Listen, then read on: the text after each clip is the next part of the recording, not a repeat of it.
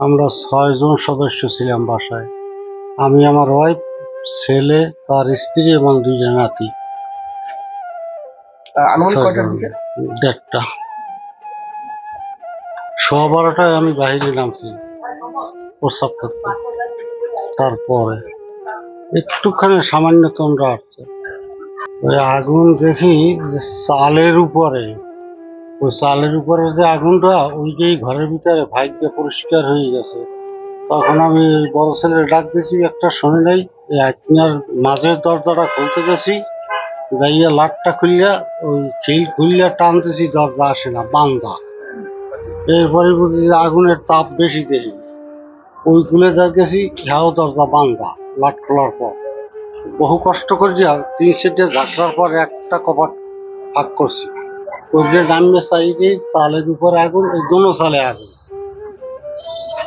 নিচে কদ্দুর কি আছে অত দূর তো আর লক্ষ্য করা যায়নি। এরপরেই ওই যে বাচ্চা কাচ্চা আনলে ওদেরকে যাইয়া কপাট পিটাইয়া উঠাইয়া ওদেরকে দিয়েই আমরা নামতে পারছি, সশরীরে নামতে পারছি। এখানে একটা আগুনের ধাপ যে লাগছে আনুমানিক ৫০ লক্ষ টাকার উপরে গেছে।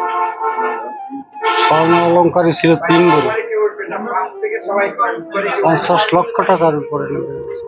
ঘরে অনেক মালামাল ছিল। সম্পূর্ণ ঘরটায় ৬টা খাট ছিল, ওই আর বিছানাপত্র, কাপড় টাপড় এবং বিশেষ করে মাদ্রাসার কিছু কাগজ।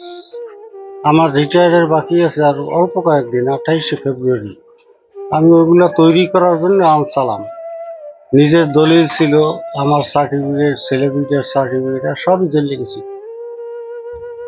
তখন জীবন বাঁচানোর জন্য চেষ্টা আলিক্যে সারা ঘরে আগুন দেখি, উপরে আগুন। আমরা যখন আগুন লাগছে হয়তো ১:৪০-এর দিক দিয়ে এরকম হয়েছে। আমরা ৪৫ দিক দিয়ে নামছি, ঢাকাটা কিছুই না।